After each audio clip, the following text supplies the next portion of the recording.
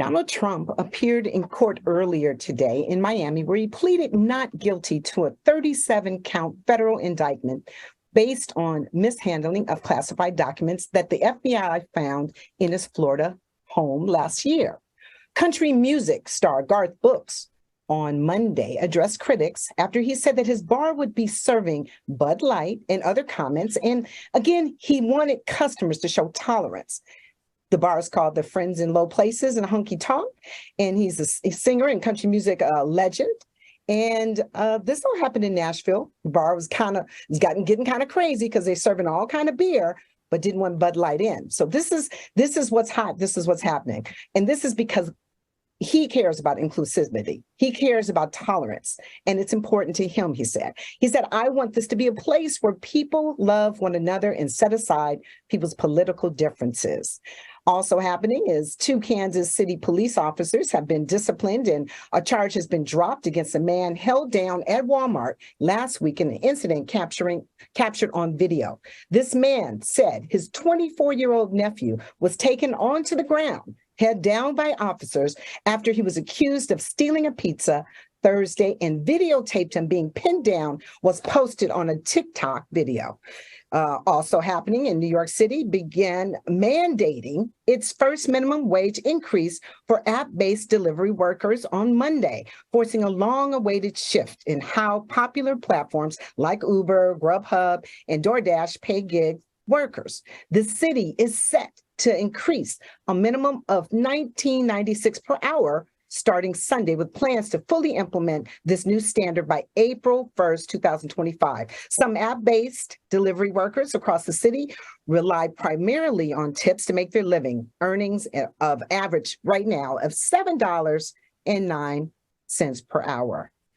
Well, Daniel Penny, the veteran charged with manslaughter in the death of New York City subway rider, disputed on eyewitness account that he held Jordan Neely in a chokehold, and he defended himself in video statements. And this is what the recording said. It said he released to his attorneys in statements on Sunday. Penny reiterated that he did not intend to choke Neely and that he was trying to restrain him. He also said he did not restrain Mr. Neely for 15 minutes and said it was only a couple of minutes, so the whole interaction lasted less than 5.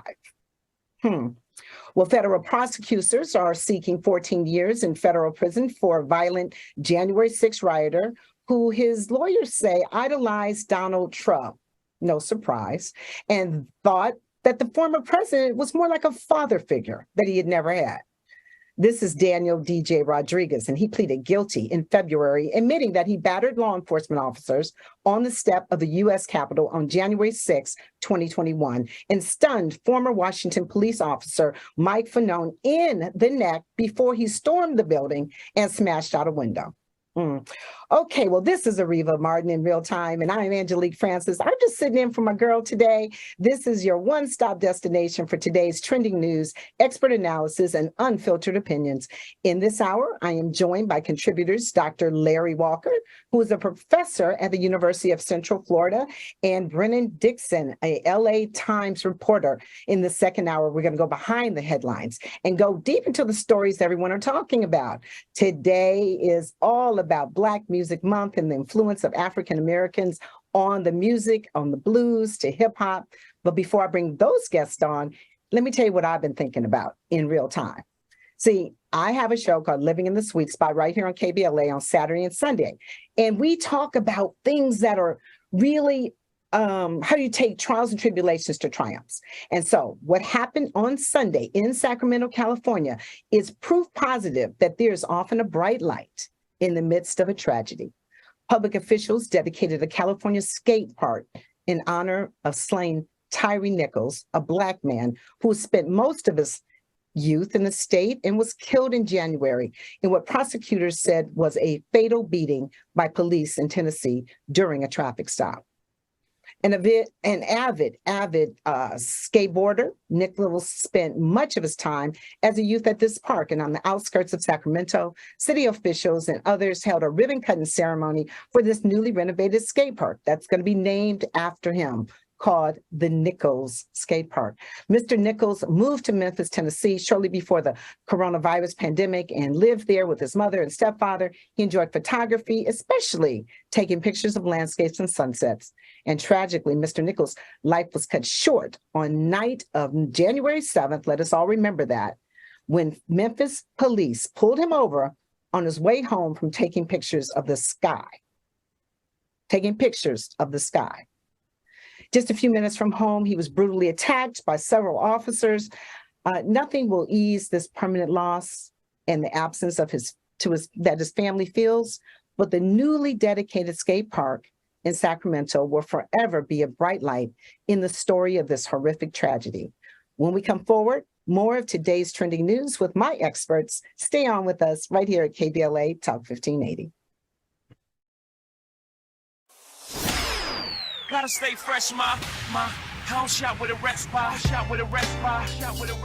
Have you visited us online for the grand opening of KBLA.store? For the best in new merch, gift ideas, books, media, and more, log on to KBLA.store. Be sure to check out our KBLA team favorites at KBLA.store today. That's KBLA.store for all the official merch on your favorite talk radio station, KBLA Talk 1580. The bounce is back. Here comes the brand new flavor in your head. Race, social justice, sports, politics, art, music, culture. We do it all on the D.L. Hughley Afternoon Show. If you're not tuning in, then you are definitely missing out. It's the D.L. Hughley Afternoon Show, weekdays from 2 to 4 only on unapologetically progressive KBLA Talk 1580. Like a brand new flavor in your head. This is a rather bold pronouncement, but we think we can back it up. If you come across a radio frequency anywhere putting more variety and more diversity on the air than KBLA Talk 1580, we sure would like to hear about your discovery. You got to have vision. You can search, but we are confident that you won't find more shows covering more topics, hosted by a more diverse and inclusive lineup of talkers than the squad we have assembled here at KBLA Talk 1580. This is the time, brothers. This is the time. We've got something for everybody. That's right. Health and healing, history and humor, issues and events, empowerment and entertainment, all in one station. What's really going on? Free enterprise, you dig? KBLA Talk 1580. Yes. Oh yeah. We got a lot to talk about. King Kong ain't got on me. If you're not listening to Tavis Smiley weekday mornings on KBLA Talk 1580, you're missing out. Everybody wants to talk to Tavis. That's one reason, by the way, why I'm so thrilled to have this conversation with you today. The three people I always most hoped would interview me were Phil Donahue, Studs Terkel, and Tavis Smiley. Donahue's retired, Terkel's deceased, so this is a real thrill for me. And the reason why I have such respect for what you do is you have a historically informed conversation of depth and detail. Be sure to tune in to Tavis Smiley weekday mornings, 9 a.m. to 12 noon on your unapologetically progressive radio station, KBLA Talk 1580. KBLA Talk 1580. Is the pen mightier than the sword? They say the pen is mightier than the sword. At KBLA Talk 1580, we not only have a lot to talk about, we have a lot to write about. Politics, relationships, business, empowerment, and culture. The all-star roster at KBLA Talk 1580 has you covered. That's what it's all about. Be sure to follow us on all our socials for our latest book releases, op-eds, essays, and commentaries from our hosts. And, of course, download the KBLA 1580 app as we strive to remain your most trusted, credible, and reliable source for the issues you care about. This is unapologetically progressive. KBLA Talk 1580. What up, baby?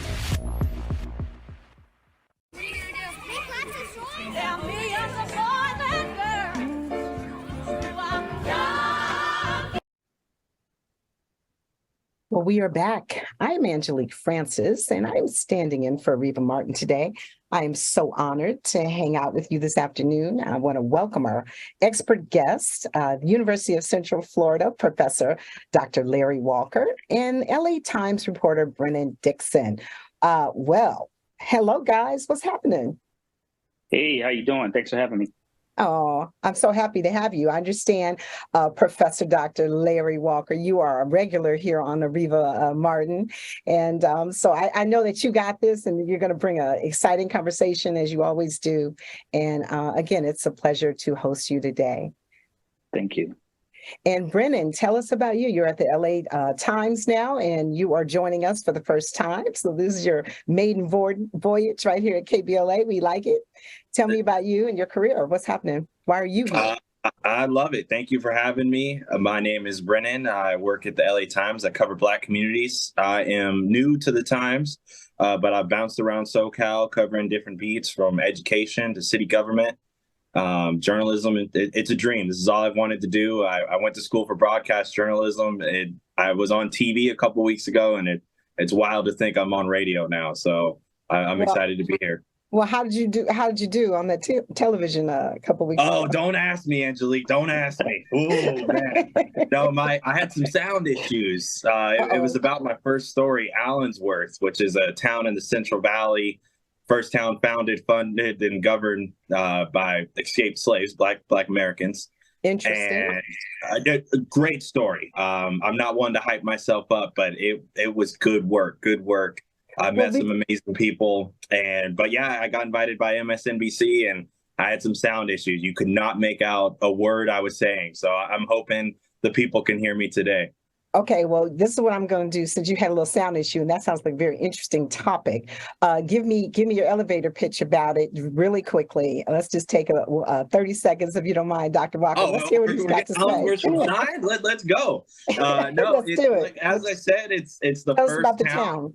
Mm-hmm. Founded, funded, and governed by Black Americans. Lieutenant Allensworth, he was an escaped slave. He worked his way up to the highest ranking officer in the Army at the time, and him and his buddies in Los Angeles, they wanted to found a town that was free from racist ideology. And what year are we talking about? 1900s, early 1900s.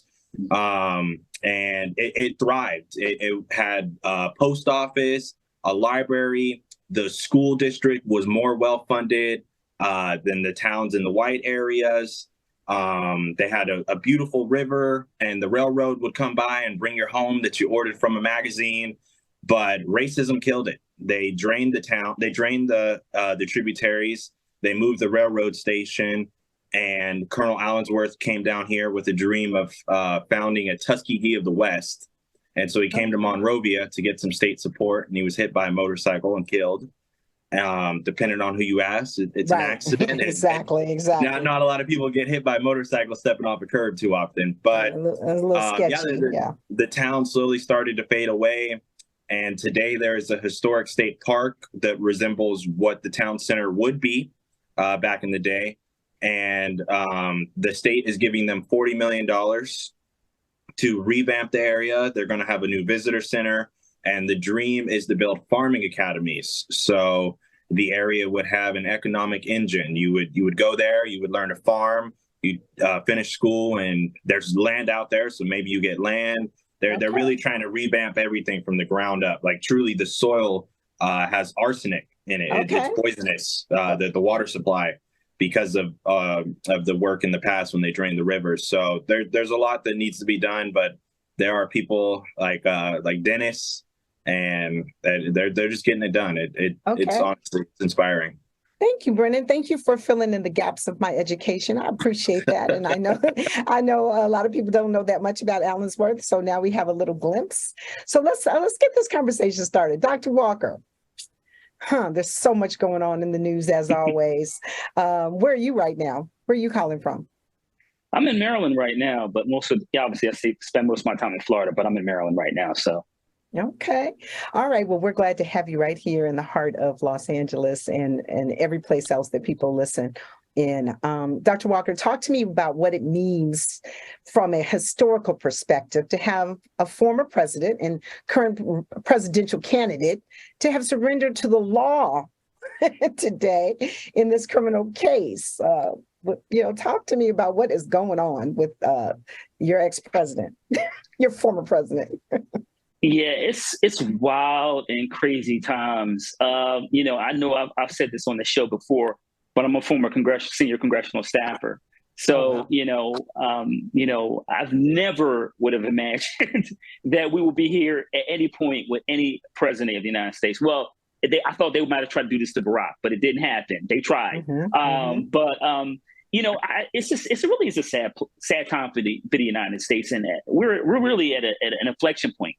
And if we're not very careful, this is going to teeter either way. And so this has been, even though he's been indicted, and we already seen what's happened has been reported in the 40+ page indictment in terms of him lying about having the documents, when it convinces his attorneys to lie about not having the documents, and then shifting them around, so to speak, like it's some kind of game, like it's Monopoly or something, shifting some of the documents around to hide them. But he's in a lot of hot water.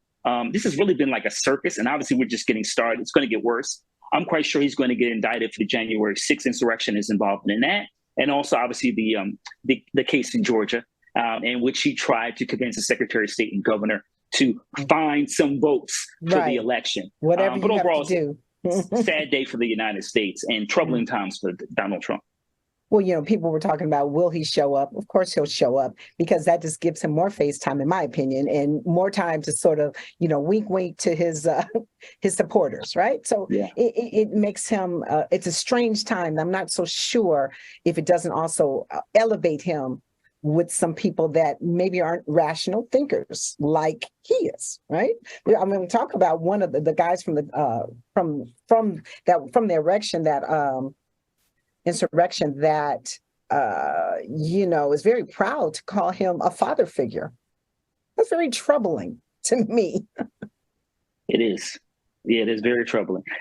Calling someone, listen, we all, in the Black community, particularly, we have, call someone uncle or unk, or, that's we have these familial bonds. So we know what that's like in the Black community. But I don't think you want to call a twice indicted former president of the United States like a father figure. He's more like the person your father would say, don't be like. Exactly. And then I always thought, when I heard that, I thought, I wonder what Trump's children think. I'm sure they'd welcome into the family, maybe. I'm not sure. So let me ask you a couple of other questions. Him surrendering or not surrendering to this criminal case, how significant was it to have him come forward and invisibly, and I know, it's going to be on every news outlet, it's going to be large, and everyone's talking about it today. How significant is this in terms of the case going forward? Yeah, I think you're right. He had to show up, right? He didn't want U.S. Marshals, dragging him at a Mar-a-Lago.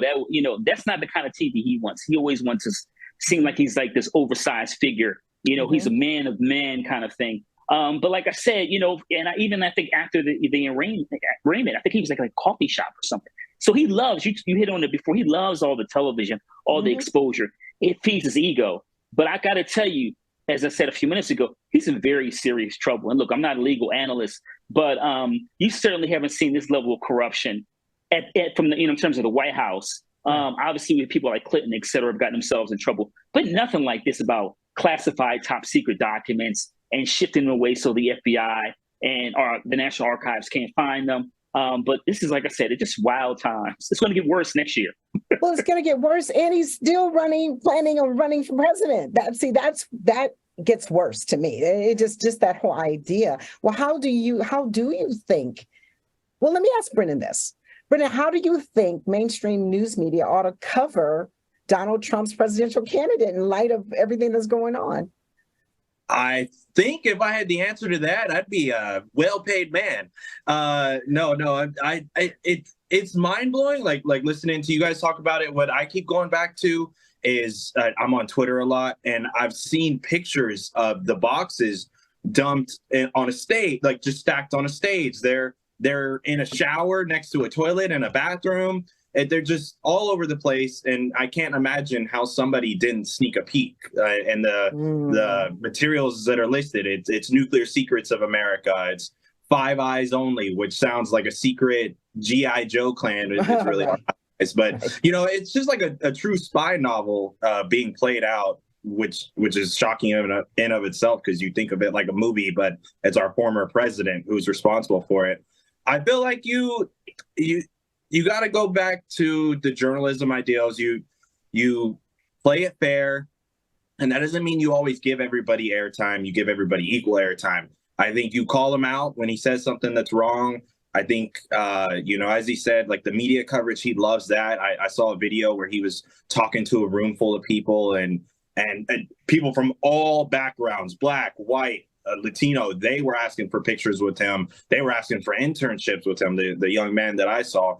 So it's you got to think outside of yourself. You may have your opinion, as a writer, but you write it as it is. He's done this, he's done that. This is what's happening. And yeah, you just let the people decide, right? I'll be quite honest with you. I was, happy that Areva trusted me to bring you on and host the two of you in these important conversations. But I have had to tune out recently. I just can't sign up for the level of, commitment. I just can't be as committed to this in terms of what we're going to see and what's going on and where we're going with this, right? Interesting. What are your thoughts about mainstream media, Dr. Larry Walker? You know what? I gotta say that I think the media, described the mainstream media, has really failed this country. And this is no shot at my colleague, but and many we've written, and there's Brennan knows it's true. Right. We're talking about it's the community anyway. This is a community conversation, even though we're on the radio. But there's been a failure. I think a lot of the failure, what you just saw with the departure of the CEO of CNN, is that you have people predominantly who are white, particularly male, who view the comments or the racist comments that Donald Trump and other individuals from kind of the right wingers to make comments and the legislation they propose. They see it as kind of like, well, we have to, and it's go back to my colleague's point about journalism, right? They're stuck in this idea that you got to have both sides. There's really no both sides to anti-Blackness, right?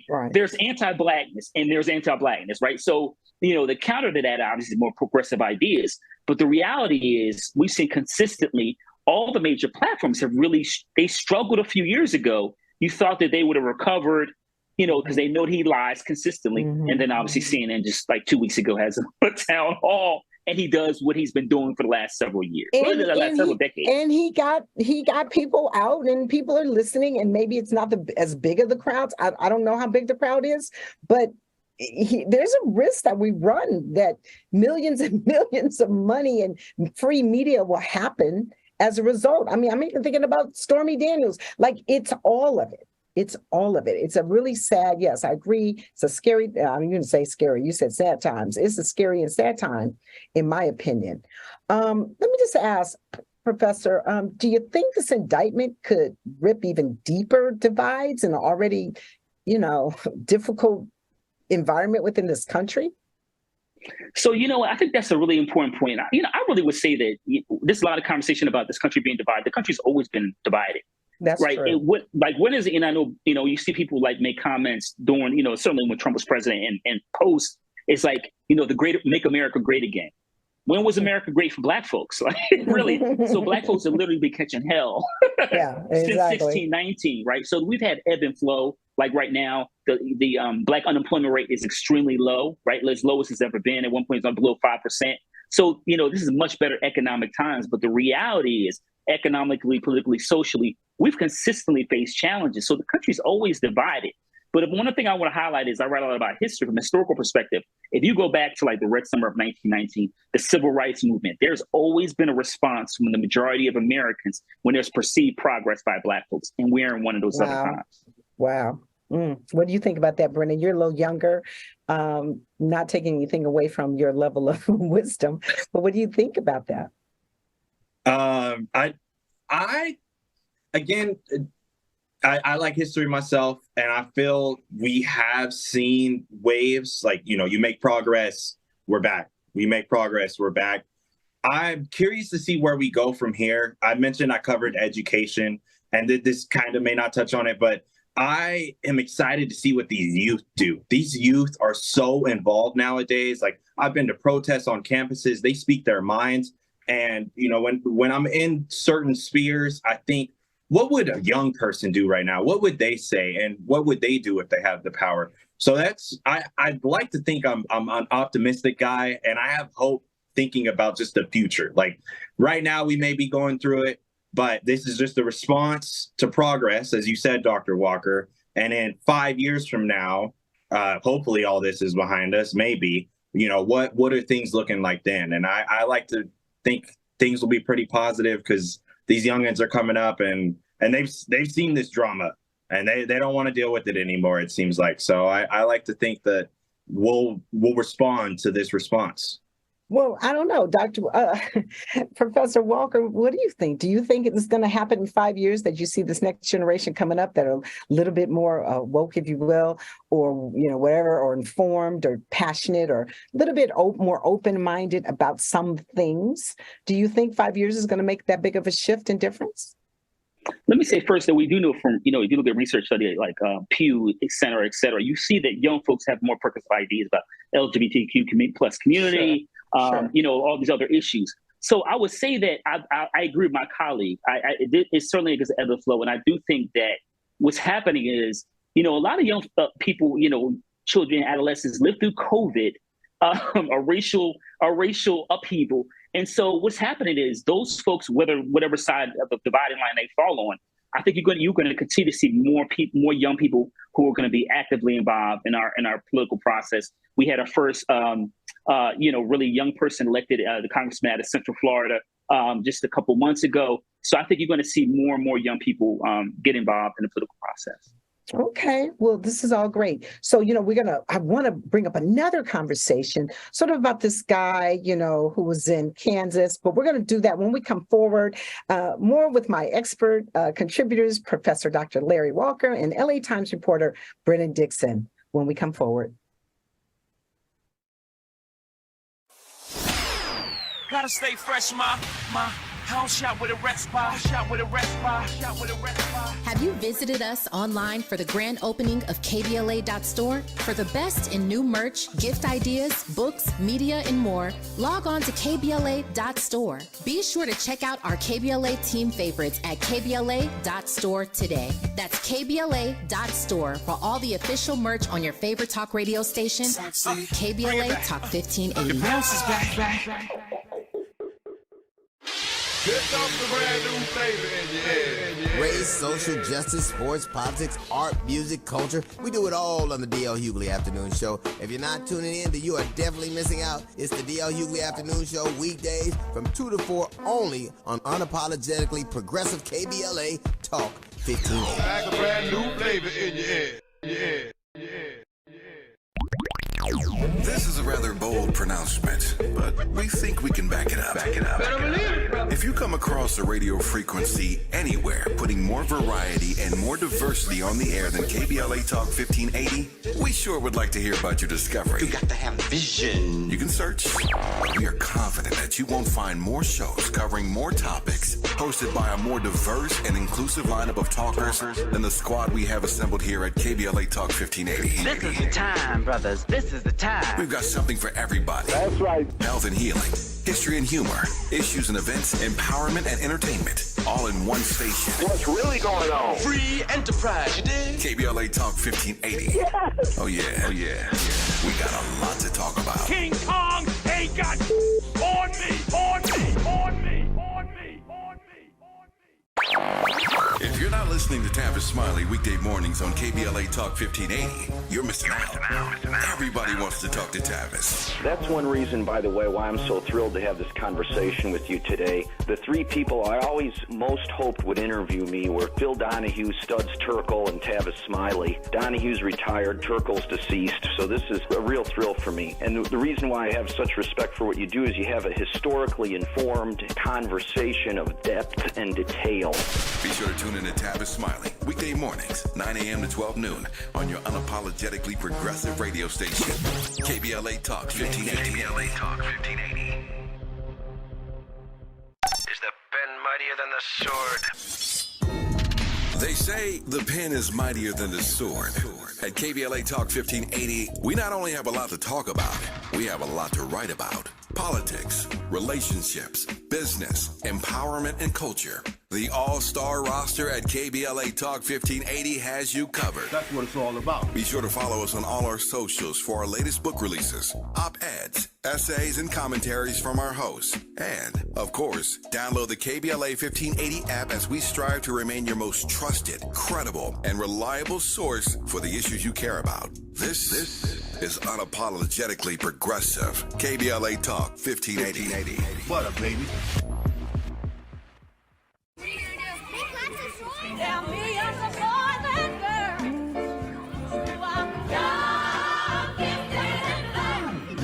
I'm young, gifted, and black. KBLA Talk 1580, we do more than just talk. Hey there, I'm Jared Hill, president of the National Association of Black Journalists of Los Angeles, and I just want to say thank you for the benevolent $10,000 donation and scholarships for the next generation of black journalists. And I'm Haywood Galbraith, photojournalist and founder of the Minority Photojournalism Institute. Thanks, KBLA, for your generous $10,000 scholarship gift to help us train the next generation of black photojournalists. Congratulations to all the students who will benefit from the scholarship dollars raised at our Black History Month luncheon, honoring black legends in LA media. When we come forward at KBLA Talk 1580, we're bringing everybody with us. Everybody with us. Everybody with us. Everybody with us. Everybody with us. Connection established. Access granted. In a survey conducted by the public opinion research firm Eviderus, KBLA Talk 1580 consistently emerged as the station of choice for black audiences in the Los Angeles media market and beyond. The survey also revealed that the vast majority of black audiences are concerned about the lack of black-owned media and are more likely to listen to talk radio that focuses on issues that impact the black community. For some reason, the other talk stations haven't quite figured that out. If you think about KFI, well, KFI only has like a 3% black listenership. 3%. So there's a good 97% out there to support a station like KBLA. At KBLA Talk 1580, we've got your black. Your black. Your black.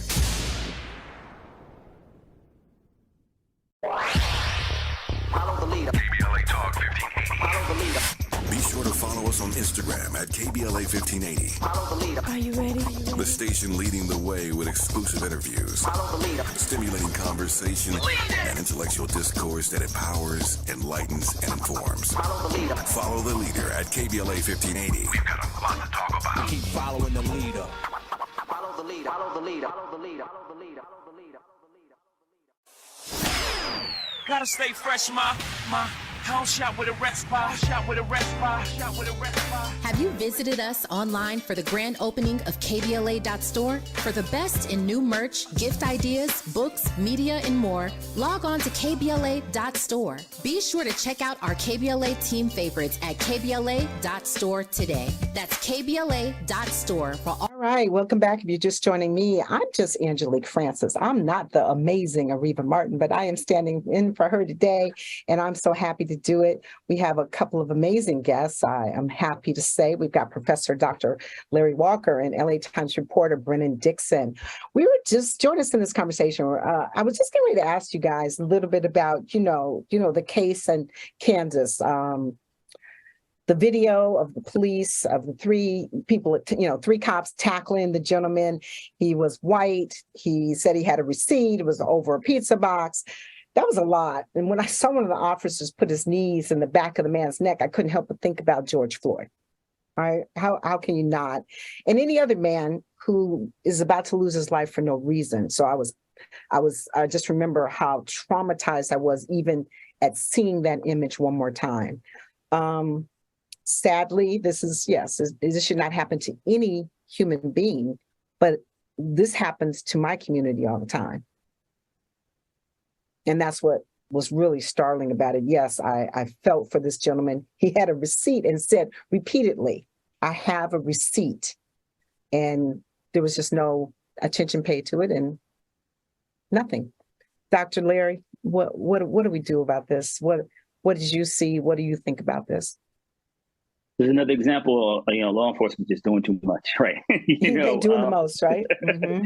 So I want to go back and just the short history here, because now presidential candidate Tim Scott killed the George Floyd Policing Act several months ago. So I'm highlighting that because if that bill had passed the Senate and the House had been signed, maybe what we saw wouldn't have occurred.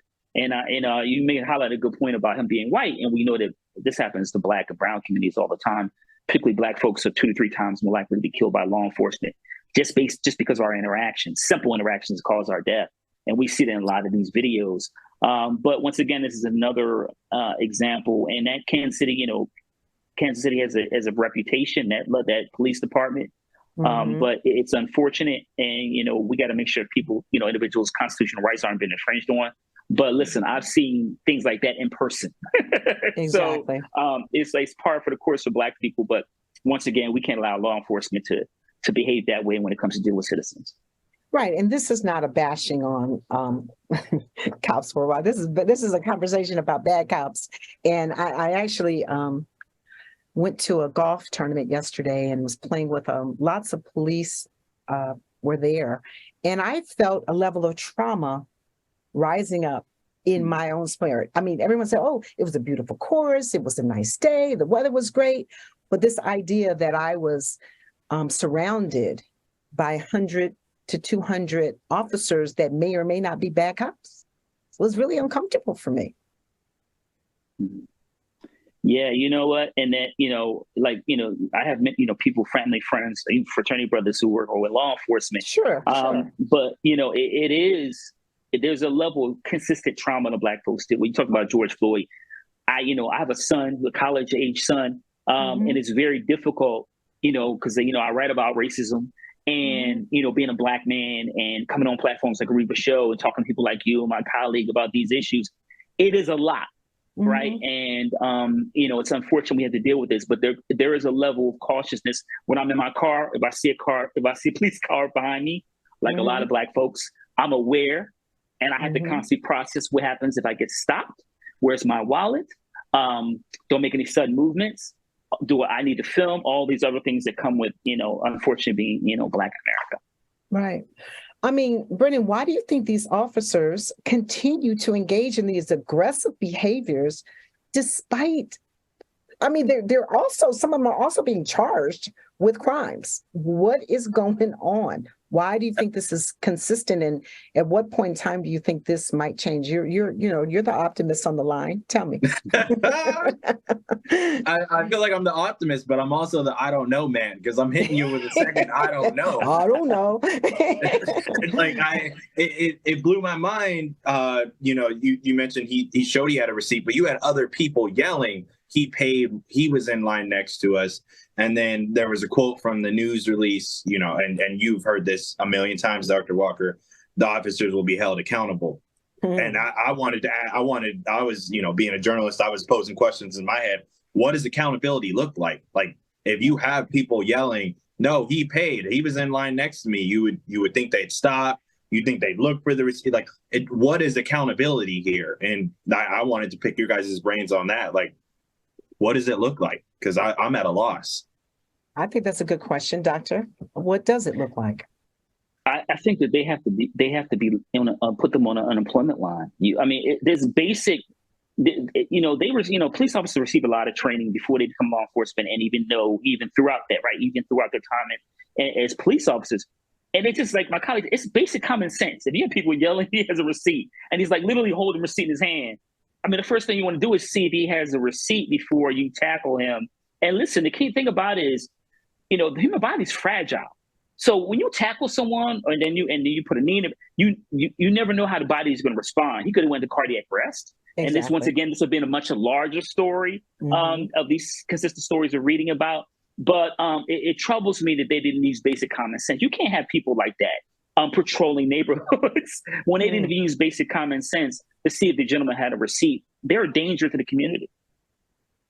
Yeah, there was a community. I've been living in New York for 30 years and just came back to Los Angeles. And there was some young kids, they were middle school kids, and they were having a snowball fight back about 10 years ago in my community in New Rochelle. And at that snowball fight, someone called the cops because I guess they perceive these Black and brown kids as troublemakers. They're just having a snowball fight. So 2 cop cars arrived, jumped out of the car, pulled out guns at gunpoint. These kids are in the snow, in their snowsuits, basically, okay? Hand behind the heads, faces down in the snow, took off, a couple of them took off running, like I probably would have as well. And they were chased down. And this was all on film, between their body cams, and a neighbor was filming. And you just say, really? At what point, when talking about the case, when they rolled over the guy with the pizza box, are you kidding me? He was laying on the receipt. The receipt literally was under his body. I just don't understand what it looks like. I don't even have a vision anymore of what good policing looks like. Well, so what was it back in the day? Like what? Because which day are you talking about? What was it like? I wanted to ask Dr. Walker, since you have a son. Since Dr. Walker, you look like the elder on the group. Go ahead. Nah. Tell us. Well, that's because Angelique only looks 22 out here. I like it. But I wanted to know if you had the talk, Dr. Walker, because my dad, he had the talk with me. If you ever get pulled over, do this and that, and that's something I consciously going like, okay, I'm going to put my wallet in the middle console. Should I do that? Because if I reach into the middle console, what's that going to look like? It's just like, has this always been something that's on your mind, Dr. Walker, or has it progressively gotten worse? Yeah, you talked about the talk. And actually, it's funny you highlighted that because I've actually written about that. I've written about it. I think I was my university. I think I wrote an op-ed about that. And I believe I wrote something about that for ebonyorjet.com a few years ago. I wrote about that. But okay, so before I have to go forward to it, you have to tell me right now, give me some pointers for people listening. What does the talk sound like? Because it's a hard talk to have. It is. Give me very the key difficult. elements of that talk. Being honest, okay, right, and understand some people view your place in the world differently than the people that love you. Mm-hmm. And I think that's another. And also being cautious and understand. Unfortunately, you can be a victim of violence, particularly when it comes to law enforcement, and have nothing to do with who you are as a person. But it really has everything to do. People devalue your humanity. And then always the other thing is always remember family loves you and always has your back. Wow, those are very good. I hope you've written about this in the book. So when we come forward, we're going to talk more with our contributors, Professor Larry Walker and LA Times reporter Brennan Dixon. All of this on KBLA Talk 1580. If you're not listening to Tavis Smiley weekday mornings on KBLA Talk 1580, you're missing out. Everybody wants to talk to Tavis. That's one reason, by the way, why I'm so thrilled to have this conversation with you today. The three people I always most hoped would interview me were Phil Donahue, Studs Terkel, and Tavis Smiley. Donahue's retired, Terkel's deceased, so this is a real thrill for me. And the reason why I have such respect for what you do is you have a historically informed conversation of depth and detail. Be sure to tune in to Tavis Smiley weekday mornings, 9 a.m. to 12 noon on your unapologetically progressive radio station, KBLA Talk 1580. KBLA Talk 1580. Is the pen mightier than the sword? They say the pen is mightier than the sword. At KBLA Talk 1580, we not only have a lot to talk about, we have a lot to write about. Politics, relationships, business, empowerment, and culture. The all-star roster at KBLA Talk 1580 has you covered. That's what it's all about. Be sure to follow us on all our socials for our latest book releases, op-eds, essays, and commentaries from our hosts. And, of course, download the KBLA 1580 app as we strive to remain your most trusted, credible, and reliable source for the issues you care about. This is unapologetically progressive. KBLA Talk 1580. What up, baby?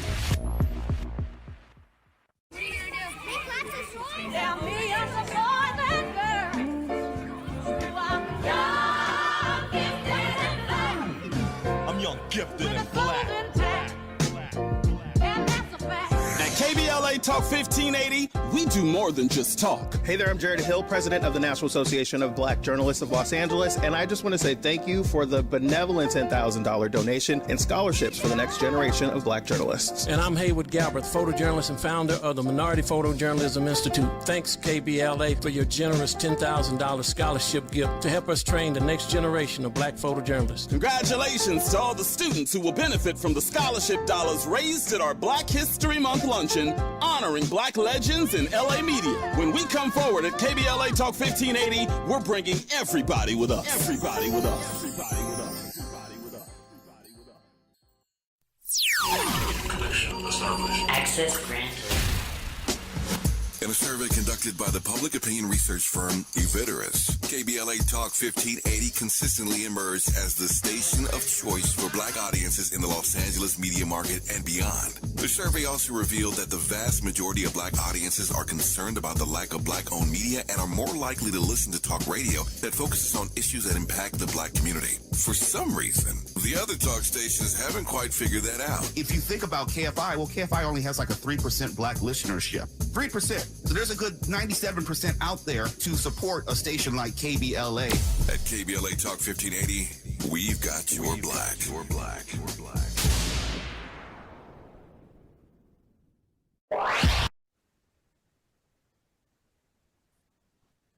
Well, we are here. This is Areva Martin, real time. I'm Angelique Francis. I'm just standing in for her today.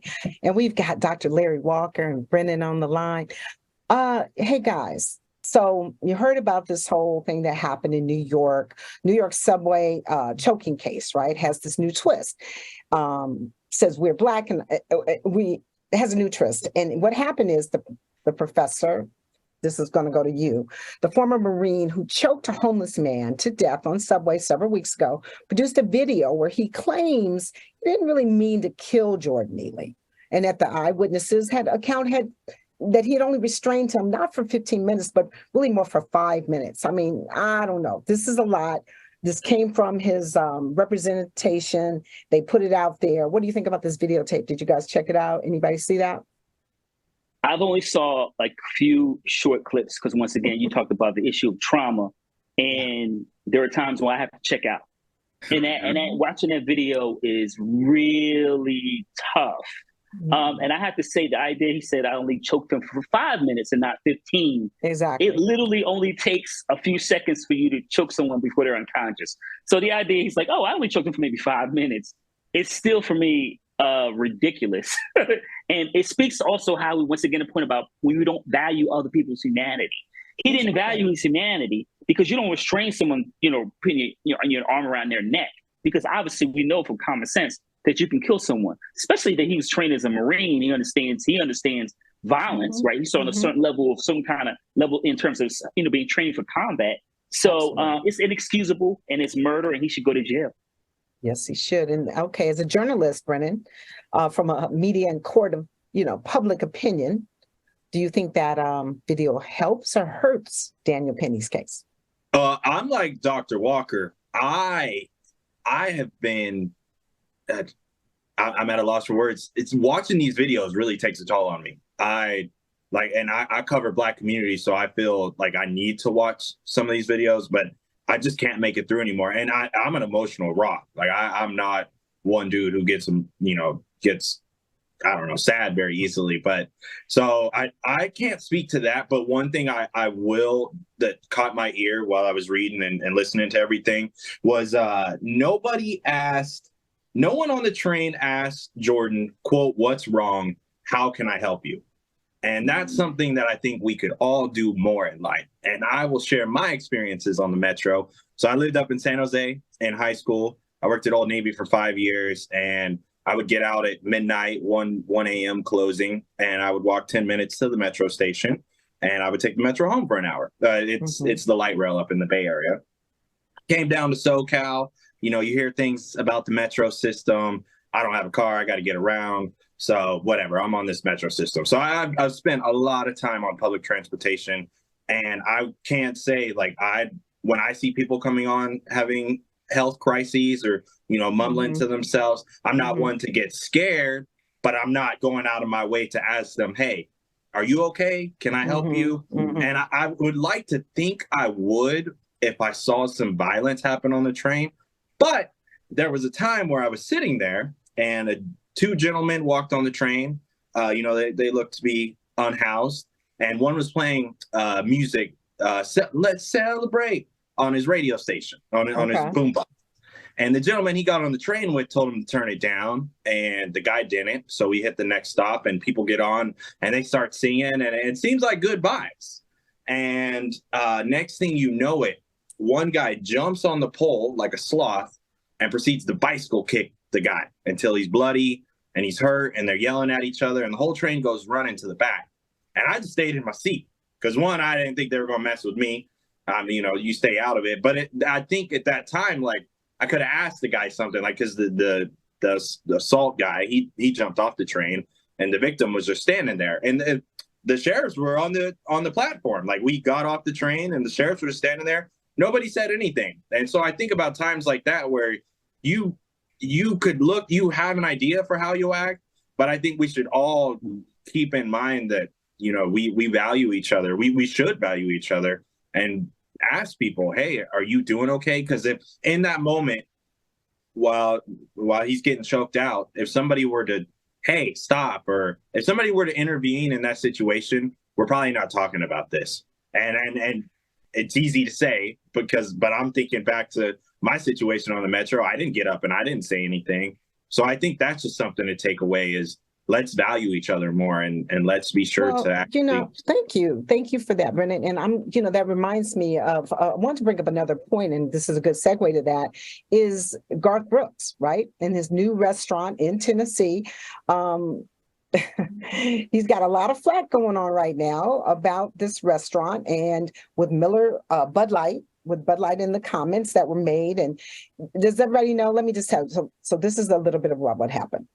Country music star Garth Brooks on Monday addressed critics after he said his bar would serve Bud Light in other comments. And again, he wants customers to show tolerance. The Friends in Low Places is the name of the bar. He's, of course, Garth Brooks. He's a singer and music Hall of Famer.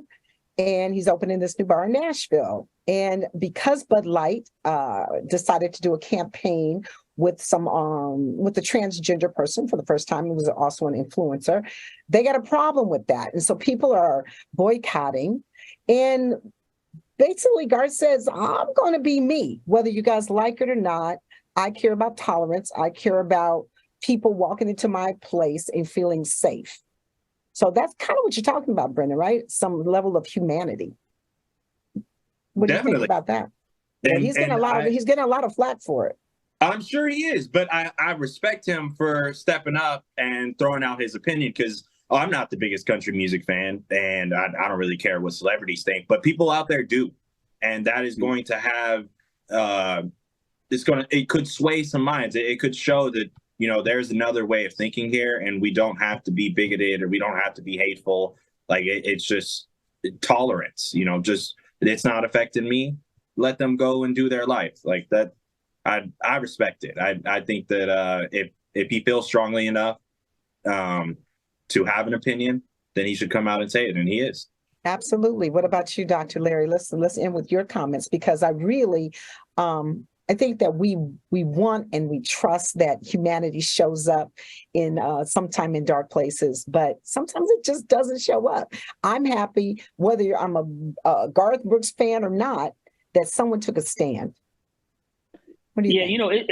It's just interesting because, obviously you say Garth Brooks is a country music icon. He's been out for years, right, forever. Had a lot of success. I'm going to admit that when you're rich, it's easier to take stands and not have to worry about the consequences. Let me put that out there. I think the second point is I didn't know that Garth Brooks had a very progressive history here. So do some reading even before came on the show tonight. I've been reading the last couple of days about his comments. He's been always historically very progressive. So kudos to him. I think a lot of this is just once I said at the beginning of the show about an inflection point, that there's a push and pull going on in this country, and what direction we go in, it really will depend on how we value other people and what we can do to make sure those individuals that don't see other people's humanity, we can prevent them from maintaining power. and passing bills to make the lives of other people difficult simply because we're in another stage, and we talk about history, another culture war. This country stays in culture wars. Every 2-3 years, we got a culture war. If it's, I miss the days when people were mad about, President Obama's tan suit. Now we got those are good old times. Now we got indicted presidents. Exactly. But it's all about culture wars now. So. And you talk about valuing people. I mean, I got a few more minutes with you. In New York City, this is the beginning of this mandate about minimum wage, right? Lifting minimum wage for workers like Uber drivers, Grubhub, DoorDash, those paid gig workers. I'm really glad to hear that is going up, but now we've got people at risk. And so I think they feel like they're supposed to have another additional price added onto their hourly rate because they're not safe.